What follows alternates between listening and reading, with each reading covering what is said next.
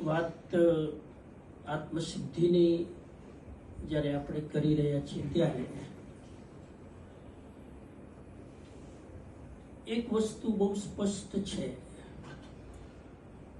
કે વિતરાગ વાણીને અત્યંત સરળ શબ્દોમાં કાવ્યાત્મક રીતે અને રસાળ શૈલીમાં જો કોઈ પ્રસ્તુત કરી શક્યું છે તો એ કૃપાળુદેવ શ્રીમદ રાજચંદ્ર છે. એક પણ ગાથા તમને એવી જોવા નહીં મળે જેમાં જીન શાસન વિરુદ્ધ એમને કોઈ પ્રરૂપણા કરી હોય. દરેક ગાથા પાછળ તમને શાસ્ત્રનો સંદર્ભ મળી જાય. જે લોકો આગમોના જાણકાર છે એ કહી શકે કે આત્મસિદ્ધિની આ ગાથાનો રેફરન્સ કયા આગમમાં છે. એક એક ગાથાની પાછળ એક એક શાસ્ત્રીય રેફરન્સ છે.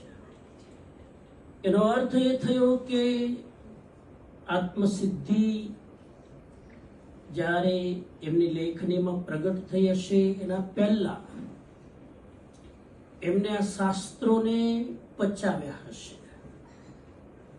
એ રિસર્ચનો વિષય છે. આટલું ક્યારે વાંચ્યું હશે, ક્યારે પચાવ્યું હશે. એટલે એ બહુ દુર્લભ વસ્તુ આપણને પ્રાપ્ત થઈ છે. તો આપણે 4-5 વસ્તુ સમજી લઈએ. પહેલી વસ્તુ એ છે કે આત્માની સિદ્ધિ કેવી રીતે થાય. જ્યારે આત્મસિદ્ધિ શબ્દ વારંવાર આજે ગૂંજતો હતો તો મને પ્રશ્ન થયો કે આત્માની સિદ્ધિ કેવી રીતે થાય. શું આત્મસિદ્ધિનું પારાયણ કરવાથી થઈ જાય? આત્મસિદ્ધિનું ગાન કરવાથી થઈ જાય? આત્મસિદ્ધિ લખી લેવાથી થઈ જાય? એક પ્રશ્ન છે. આત્માની સિદ્ધિ કરવા માટે બહુ જ પ્રબળ પુરુષાર્થની જરૂર હોય છે. ખાલી પારાયણ કરવાથી, વાંચન કરવાથી ખાલી એક રિમાઇન્ડર મળે, ખાલી એક આપણને જે આત્મા પ્રદેશો ઉપર અજ્ઞાનની ધૂળ જામી ગઈ હોય એ થોડી હટે, પણ એનાથી આત્માની સિદ્ધિ ન થાય. આત્માની સિદ્ધિ કરવા માટે થોડાક સૂત્રો ધ્યાનમાં રાખવા જોઈએ. પહેલું સૂત્ર એ છે કે જ્યાં સુધી મારો 100% ઝુકાવ, મારી 100% પ્રાયોરિટી જો ઇન્ટરનલ ન હોય, આત્માભિમુખ ન હોય તો આત્મસિદ્ધિ ન થાય. ટોટલી ઝુકાવ આપણા પુરુષાર્થનો, આપણી દ્રષ્ટિનો, આપણા પરાક્રમનો આત્મા ભણી હોવો જોઈએ. એનો અર્થ એ છે કે તમને જ્યાં સુધી આત્મામાં રસ ના આવે, આત્મામાં આનંદ ના આવે, આત્મામાં ઉતરવાથી ખુશી ના મળે, ત્યાં સુધી આત્મસિદ્ધિ ના થાય. કેમ ના થાય? કેમ કે જ્યાં સુધી એ રુચિ ના આવે, એ આનંદ ના આવે આત્મામાં, ત્યાં સુધી હું આનંદને બહાર શોધીશ. અને આનંદને બહાર શોધીશ એટલે શું થાય? આપણી દશા કેવી થાય કે થોડી ખુશી બહારથી લઈએ, થોડી ખુશી અંદરથી લઈએ, થોડો આનંદ બહારથી લઈએ, થોડો આનંદ અંદરથી લઈએ, થોડો આનંદ ભોગમાં લઈએ, થોડો આનંદ ત્યાગમાં લઈએ. આપણે એક સાથે બે બાજુ પુરુષાર્થ કરીએ હવે કલ્પના કરો કે એક ગાડી હોય એને આગળ પણ સ્ટેરિંગ હોય ને આ બાજુ સ્ટેરિંગ હોય, બે બાજુ ડ્રાઈવર ગાડી ચલાવે, આ બાજુ ધક્કો મારે, આ બાજુ મારે, તો શું થાય? પહેલી વસ્તુ, ગાડી ક્યાંય પહોંચશે નહીં, હલશે જ નહીં ત્યાંથી. આપણી સ્થિતિ એવી છે કે સંસારમાં હોઈએ તો એના વિષયો ગમે, અને જ્યારે આધ્યાત્મિક માહોલમાં આવીએ ત્યારે આપણને એ ગમવા લાગે. એટલે આપણો પુરુષાર્થ બેમુખી છે. આ બેમુખી પુરુષાર્થ હોય ત્યાં સુધી આત્માની સિદ્ધિ ન થાય. હું એમ નથી કહેતો કે તમે સંસારનો પુરુષાર્થ ના કરો, એ તો કરવું જ પડે, એ તો જવાબદારી છે, એ તો મોરલ ડ્યુટી છે, રિસ્પોન્સિબિલિટી છે. સંસારની પ્રવૃત્તિ કરવી અને સંસારની પ્રવૃત્તિમાં આનંદ શોધવો બે વાત અલગ છે. સમજાય છે બરાબર?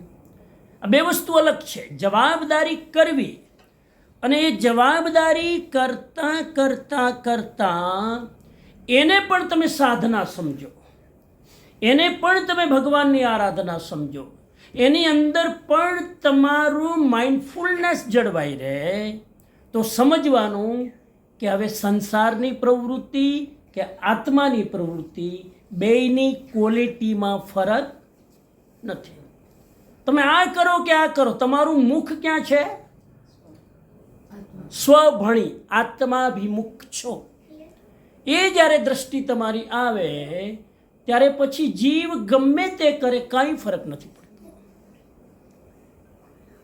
જે સમદ્રષ્ટિ કરે કુટુંબ પ્રતિપાલ, અંતર શ્યું ન્યારા રહે, જ્યું ધાય ખિલાવે બાર. બેબી સીટર હોય શું કરે? બીજાના બાળકને ઉછેરે, મોટું કરે, લાલન પાલન કરે, બધું જ કરે, એટલા પ્રેમથી કરે, પણ સાંજના 7 વાગે ડ્યુટી પૂરી થાય એટલે કહી દે આવજો, હવે હું જાઉં છું. પછી ડાયલોગ ન બોલે 5 વાર, I miss you, I miss you, I miss you, એ ન બોલે. કેમ કે એ ખાલી ડ્યુટી તરીકે કરે છે, અને ડ્યુટી બેખૂબી કરે, કુશળતાપૂર્વક કરે, એમાં કોઈ કમી નહીં.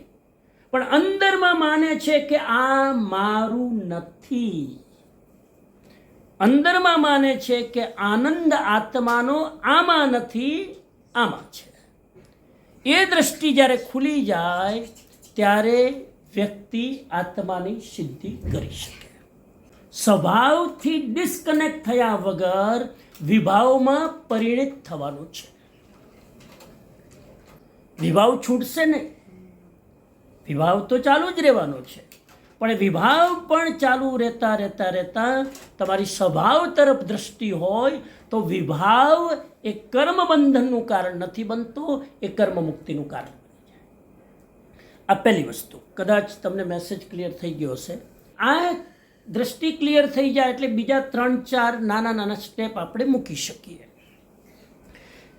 બીજું સ્ટેપ એ મૂકી શકાય, કૃપાળુદેવે લખ્યું છે કે સુખ પ્રાપ્ત કરતા સુખ ટળે છે, સેજ એ લક્ષ્ય લહો.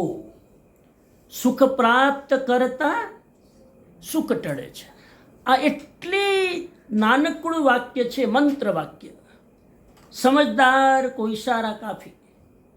સુખ પ્રાપ્ત કરતા સુખ ટળે છે એટલે કે તમે જો બહિર્મુખી થઈને બહારમાં સુખ પ્રાપ્ત કરવાની કોશિશ કરશો તો એટલો જ સમય તમે આત્માના સુખને ટાળો છો, એટલો સમય તમે આત્માના સુખથી દૂર જાઓ છો. સુખ પ્રાપ્ત કરતા, આ છે દ્રષ્ટિકોણ બહારનો સુખ. સુખ પ્રાપ્ત કરતા સુખ ટળે છે. કયું સુખ ટળે છે? આત્માનું સુખ. બહારના સુખમાં જેટલું ઇન્વેસ્ટમેન્ટ કરશો એટલું અંદરના સુખનું ઇન્વેસ્ટમેન્ટ ઘટવાનું સિમ્પલ એનોલોજી છે. એટલા માટે પુરુષાર્થ બહાર ઓછો કરવાનો, અંદર વધુ કરવાનો. બહાર ડ્યુટી સમજીને કરવાનો, અંદર બ્યુટી સમજીને કરવાનો. એ બ્યુટી છે, રિયલ બ્યુટી એ છે. આપણે ઊંધું કરીએ છીએ, બહાર બ્યુટી સમજીને કરીએ, અંદર ડ્યુટી સમજીને હાલો હવે આખા દિવસમાં એક તો કરી લઈએ, અડધો કલાક તો આટલું તો કરી લઈએ, એ ડ્યુટી સમજીને. ક્યાંય આત્માનું અનુસંધાન છૂટવું ન જોઈએ. તો તમે 24 કલાકમાં ભોગ કરતા, ત્યાગ કરતા, યોગ કરતા, ગમે તે કરતા પણ તમે તમારા આત્માના સુખને માણી શકો છો. હવે એના માટે શું કરવાનું? કોના માટે જીવવાનું? પોતાના માટે કે બીજાના માટે? મને આઈડિયલ જવાબ ના આપતા, મને આદર્શવાદી જવાબ ના આપતા. એ મને ખબર છે, મારા કરતાં તમે જ્ઞાની છો. મને રિયલ જવાબ જોઈએ, મને ધરતીનો જવાબ જોઈએ, મને તમે જે કરો છો એ જવાબ જોઈએ. કોના માટે જીવવાનું? બીજાના માટે કે પોતાના માટે? અને મારો વિચારો તમે સમજી ગયા, સમજી કઈ બાજુ લઈ જવા માંગે છે. કોના માટે જીવવાનું? આ પ્રશ્ન મુમુક્ષુએ જાતને પૂછવું જોઈએ. હું તમને એનો 2 મિનિટ આપણે સમજીએ. ઘણા લોકો એવું માને કે ભાઈ જન્મથી આપણને ત્યાં પછી આપણી સમાજની વ્યવસ્થા એ રીતે સ્ટ્રક્ચરાઇઝ કરેલી છે, જન્મથી જ આપણને જ્યારથી 8-10 વર્ષની થોડીક બુદ્ધિ વિકસિત થાય ને, એટલે આપણને એ જ શીખવાડ્યું છે, કેર ફોર અધર્સ, બીજાનું ધ્યાન રાખવાનું, બીજાની કેર કરવાની, બીજાને મદદ કરવાની, બીજાને સપોર્ટ કરવાનો. આપણે શીખવાડ્યું જ આ છે. બીજા માટે કંઈ કરો. અને કોઈક વળી એમાંય પાછું અમારો સત્સંગ સાંભળીને જરા દુસ્સાહસ કરીને પોતાના માટે જીવવા લાગે, એ સ્વાર્થી. જો થોડુંક પોતાના માટે જીવે, શું કે દુનિયા કેવા સ્વાર્થી છે, બીજાની પડી જ નથી. એટલે કરવું શું? ડિલેમા એ છે કે પોતાના માટે જીવવાનું કે બીજાના માટે? હા, શું કરવાનું? તો આમાં 2 કોન્સેપ્ટ છે. એક સોશિયલ સાયન્સ એવું માને છે કે બીજાના માટે જીવવાનું, પરિવાર સંસ્થા એવું માને છે બીજા માટે જીવવાનું, અને અધ્યાત્મશાસ્ત્ર કે છે પોતાના માટે. તો કરવાનું શું? અલ્ટિમેટલી શું કરવાનું? તો એનો જવાબ બહુ ટૂંકો ને ટચ છે. 24 કલાકમાં પહેલાં પોતાના માટે જીવવાનું, અને પછીનો જેટલો ટાઈમ હોય, જેટલું કર્તવ્ય હોય એ બીજા માટે કરવાનું. પણ start your day with your own practice. પોતાની સાધના કરીને બીજા માટે જીવશો ને, તો બીજા માટે જીવવાથી જે ઉત્પાત થાય છે, જે આર્ત ધ્યાન થાય છે, જે અશાંતિ આવે છે, એ નહીં. કેવી રીતે અશાંતિ આવે? ઘણા લોકો ખાલી બીજાના માટે જીવે ને, અને પછી એની અપેક્ષાઓ અથડાય ને, કે અપેક્ષાઓ પૂરી ન થાય, કે કોઈ કીધું ન માને તો હું ડાયલોગ મારશે, આખી જિંદગી તો તમારા માટે ઘસી નાખી, તમને આટલી અમારી પડી નથી. આ પછી ડાયલોગ નીકળશે બધા. આખી જિંદગી તમારા માટે બલિદાન આપી દીધી, અને તમને અમારી જરાય પડી નથી. જરૂર હોય ત્યારે. દુનિયા ખરેખર એવી વિચિત્ર છે. સ્વાર્થના સગા છે બધાય, જોઈ લીધું. એમ લાગે કે જાણે વૈરાગ્ય આવી ગયું હોય.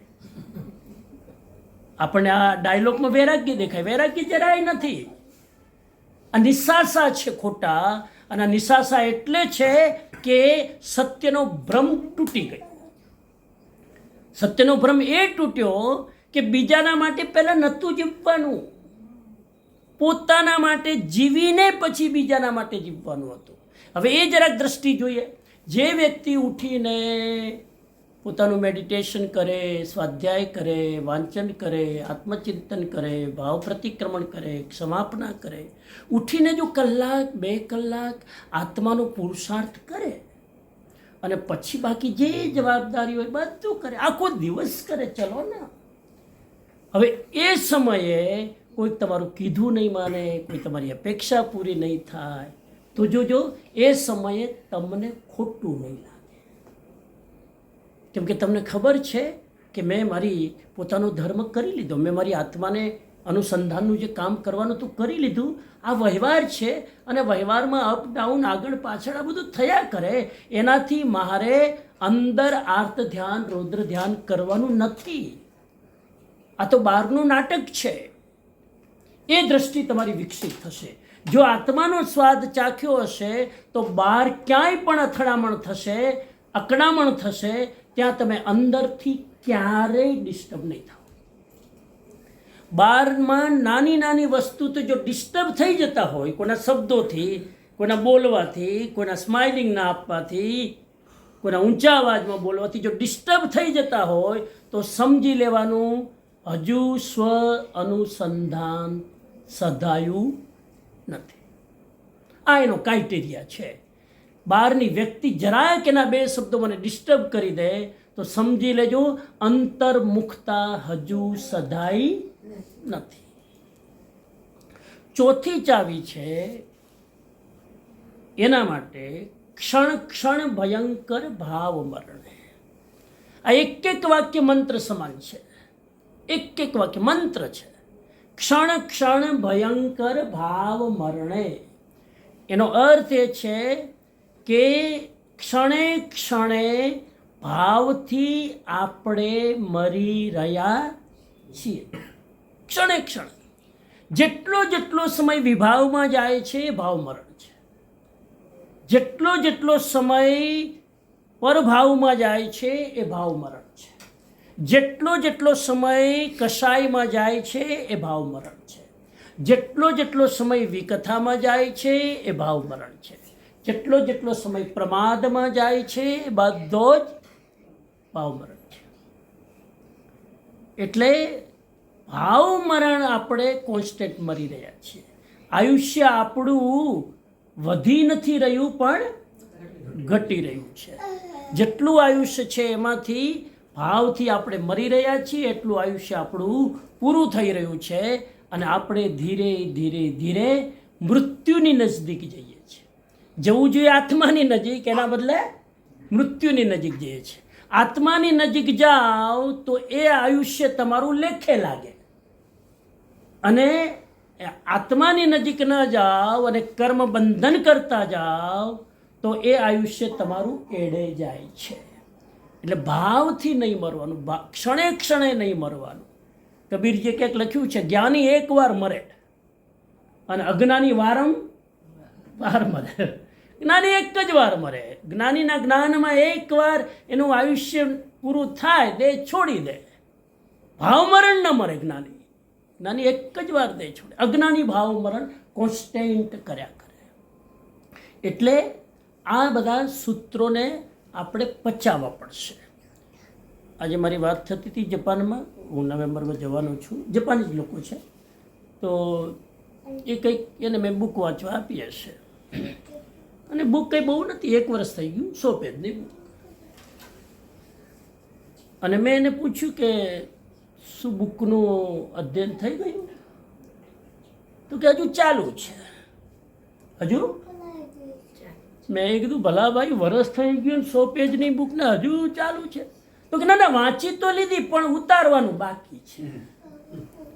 વાંચી તો ક્યારની લીધી, એનું ટ્રાન્સલેશન એ હું જાપાનમાં કરી રહ્યો છું, પણ ઉતારવાનું હજુ પૂરું થયું નથી. જ્યાં એવા વચ્ચે બમ્પર આવે છે ત્યાં તે હું અટકી જાઉં છું. મેં કીધું ક્યાં અટકી ગયા? તો એમણે મને કીધું કે આમાં એક ઇમોશનનો વિષય આવે ને ત્યાં અટકી ગયો. ઘરમાં રોજ ઝઘડો થાય, ઘરમાં રોજ ઝઘડો. ઇમોશન મારા કંટ્રોલમાં નથી રહેતા, મારા કશાય મારા કંટ્રોલમાં નથી રહેતા, મારો ક્રોધ મારો કંટ્રોલમાં નથી રહેતો, મારો ઈગો મારા કંટ્રોલમાં નથી રહેતો. અને આ બધાને જોવું બહુ અઘરું છે. બીજી વ્યક્તિ દર્પણ છે. બીજી વ્યક્તિ શું છે? અહીંયા જેટલા વ્યક્તિ બેઠા છે, આપણા માટે બીજી વ્યક્તિ શેનું કામ કરે? દર્પણ. આપણે જેવા હોઈએ એ દર્પણમાં એવું દેખાય. હું ઈલાબેન માટે કોઈ અભિપ્રાય આપું, શરદભાઈને ઈલાબેન માટે અભિપ્રાય આપું, તો હું ઈલાબેન માટે અભિપ્રાય નથી આપતો, હું કોણ છું એ અભિપ્રાય આપું છું. કેમ કે મારું રિફ્લેક્શન જ બીજી વ્યક્તિમાં દેખાય છે. એટલે તમને જ્યારે બીજી વ્યક્તિ અથવા એના વિશે કોઈ ઓપિનિયન આપવાનું મન થાય તો સમજી લેજો તમે એના માટે ઓપિનિયન નથી આપતા, તમે તમારા વિશે કંઈ કહી રહ્યા છો. Other person is like a mirror. જેને બધું ખોટું દેખાતું હોય એ માણસ પોતે કેવો? ખોટો. જેને ક્યાંય ખોટું ન દેખાતું હોય એ માણસ પોતે કેવો? સાચો. યુધિષ્ઠિર અને દુર્યોધન. બીજો માણસ દર્પણ છે, તમારું પ્રતિબિંબ એમાં દેખાય છે. આટલું યાદ રાખી લેવાનું કે બીજી વ્યક્તિ માટે જો હું નેગેટિવ અભિપ્રાય આપું છું તો હું નેગેટિવ છું, બીજી વ્યક્તિ માટે જો પોઝિટિવ અભિપ્રાય આપું છું તો હું પોઝિટિવ છું. એટલે આપણી જાતને ચેક કરવાની કે હું કેવો છું.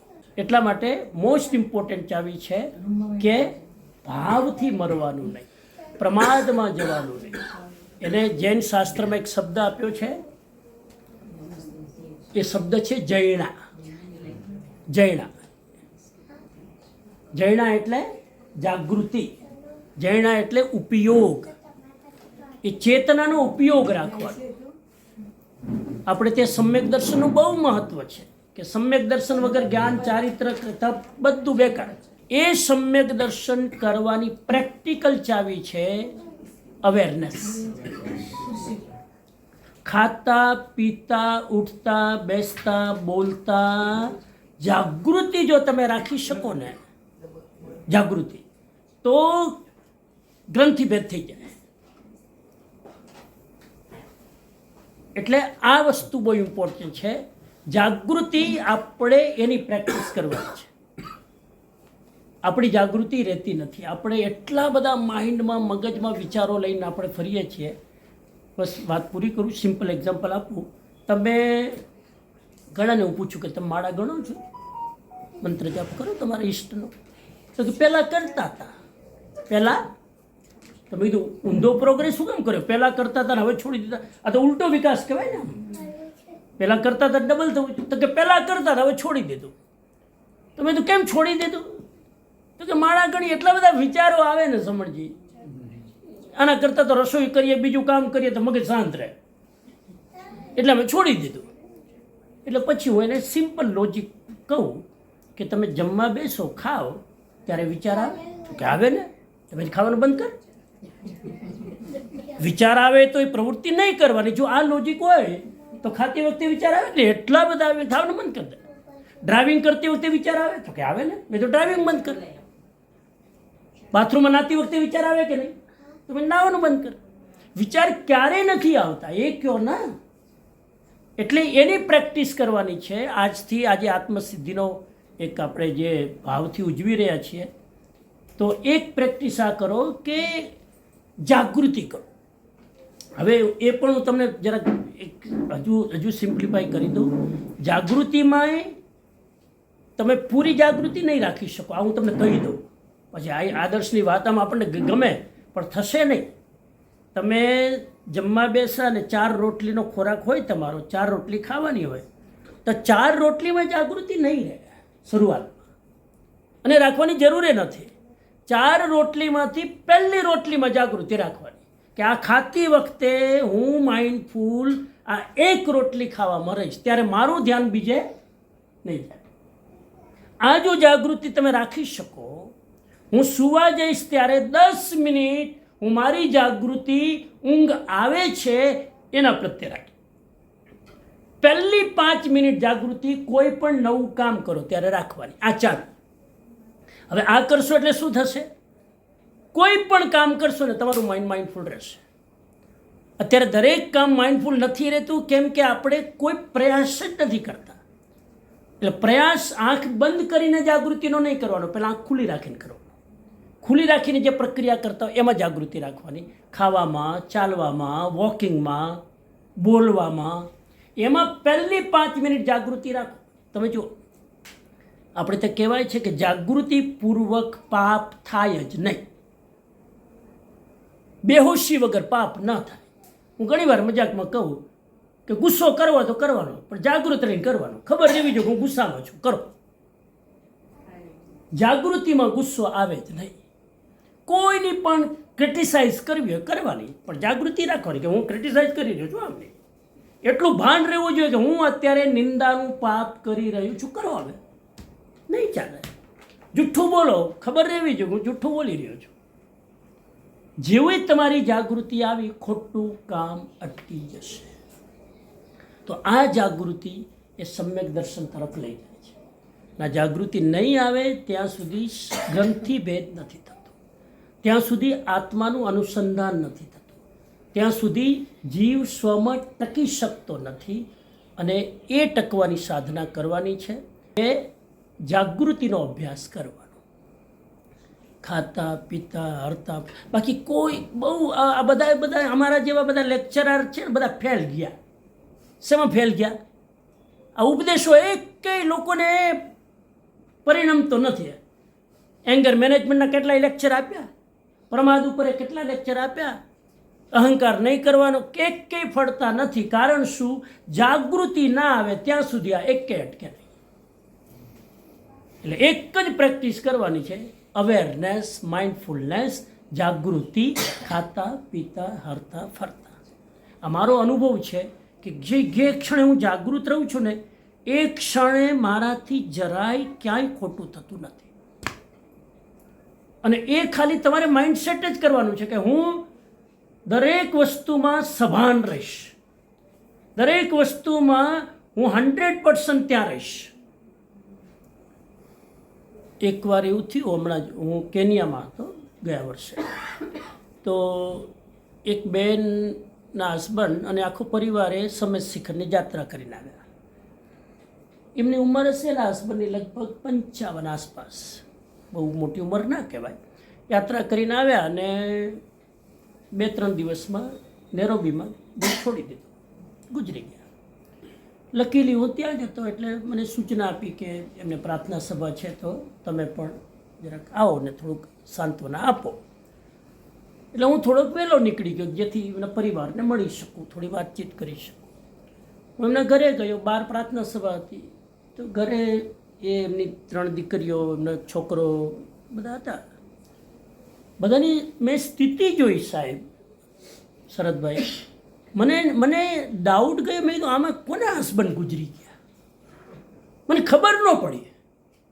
એમની સ્થિતિ જોઈને, એમની સહજતા જોઈને, એમની ધર્મસ્થ સ્થિતિ જોઈને મને લાગ્યું આમાં મને કંઈ લાગતું નથી કે કોઈના હસબન્ડ ગુજરી ગયા હોય. એટલામાં જ એ જ બેન બોલ્યા કે મારા, મેં કીધું 55 વર્ષની ઉંમરમાં તમારા હસબન્ડ ગુજરી ગયા, 3 બાળકો. હવે આપણને ઘણી વાર ના હોય, કોઈને આર્ત ધ્યાન આવા ટાઈમે ના થાય, આપણને નવાઈ લાગે કે થોડું આર્ત ધ્યાન તો કરો જરાક. કે તમારા હસબન્ડ ગુજરી ગયા ને આર્ત ધ્યાન નથી થતું તો આપણને નવાઈ લાગે. કરતા હોય તો એમ થાય કે આ આખી જિંદગી સ્વાધ્યાય કરું હું વળ્યું, અને આમ ના કરે તો આપણને થાય કે આટલી ક્રૂરતા રડતાય નથી, આર્ત ધ્યાને નહીં. હા, તો પછી મેં પૂછ્યું બેનને, એક સહજ રીતે આપણને કંઈક જાણવા મળે. તો મેં કીધું બેન, આમ તમારા 55 વર્ષની ઉંમરમાં હસબન્ડ ગુજરી ગયા, તમને આમ કંઈ ખેદ નથી અંદર? મને કે સમણજી સાચું કહું, એમને 55 વર્ષની ઉંમરમાં 150 વર્ષ જિંદગી જીવી લીધી છે. કીધું એ કેવી રીતે? તો કે એ જે પ્રવૃત્તિ કરતા ને એમાં 100% ખોવાઈ જતા. એ શિખરજીની યાત્રા પર હમણાં કરીને આવ્યા, એક પગથિયા જ્યારે સ્ટેપ ચડતા જાય 100% એ ત્યાં જ હોય. એ ભગવાનની ભક્તિ કરે તો 100% ત્યાં ડૂબેલા હોય. 1% એનું માઇન્ડ બીજા વિકલ્પમાં ના હોય. એટલે એને જેટલી પ્રવૃત્તિ કરી છે, અમારી સાથે જમવા બેઠા હોય તો 100% ક્વોલિટી ટાઈમ હોય. એટલે 55 વર્ષમાં એમને 150 વર્ષ જેટલી જિંદગી જીવી લીધી છે. એને જે કર્યું છે પૂર્ણતાથી કર્યું છે, એટલે અમને વસવસો. આને કહેવાય ક્વોલિટીવાળી જિંદગી. આપણે તો શું કરતા હોઈએ, અહીંથી કોબા જઈએ તો મુંબઈનો પ્લાન કરીએ, અને મુંબઈમાં હોય તો કોબાનો પ્લાન કરીએ. હવે ક્યારે જવાનું? આપણે જ્યાં હોઈએ છીએ ત્યાં હોતા જ નથી. જે કરો તે પૂર્ણતાથી કરો, માઇન્ડફુલી કરો, તો આપણે સ્થિતિને પામી શકીએ. કૃપાળુદેવની સ્થિતિ શું હતી તમે જુઓ, તમે એમના પત્રો વાંચો, એ પૂરેપૂરા જે કરતા એમાં ઉપયોગ એમનો એમાં લાગેલો રહેતો હતો. અને ઉપયોગ જો પૂરેપૂરો લાગેલો હોય તો જ જ્ઞાની આટલું કામ કરી શકે. અને કામ આટલું કર્યા પછી કામનો ભાર 1% માથા ઉપર ન રહે. આ તો જ બની શકે કે એ પૂરેપૂરા માઇન્ડફુલ હોય. તો હું મંગલ કામના કરું, સદભાવના કરું કે આવું સરસ બહુ સિમ્પલ ભાષામાં આત્મસિદ્ધિ આપણને મળ્યું. આમ તો 6 પદનો પત્ર હતો ઓરિજિનલી તો, પણ પછી બહુ વિનંતી કરવામાં આવી કે અમારા મુમુક્ષોને આ જરા ગરિષ્ઠ પડશે, થોડુંક હેવી પડશે, થોડુંક આમ કાવ્યાત્મક શૈલીમાં થોડુંક અમને જો મળે તો મુમુક્ષુ જીવ આપના ઉપકૃત રહેશે. અને એ કાવ્યાત્મક શૈલીમાં આખું આપણને આત્મસિદ્ધિ મળ્યું. અને હવે તો આત્મસિદ્ધિનો પાવર એટલો છે કે બધા બેરિયર તોડી નાખ્યા. પહેલાં સાધુઓ પણ સંકોચ કરતા આના વિશે બોલવામાં. હવે તો ચોમાસામાં બધા સાધુઓ પ્રવચન આપે છે. કેટલાય સંતો, દેરાવાસી સંતો, સ્થાનકવાસી સંતો અત્યારે આ એક આધાર ગ્રંથ બની ગયો છે, આ એક આલંબન ગ્રંથ બની ગયો છે આત્માની અનુભૂતિ કરવાનો.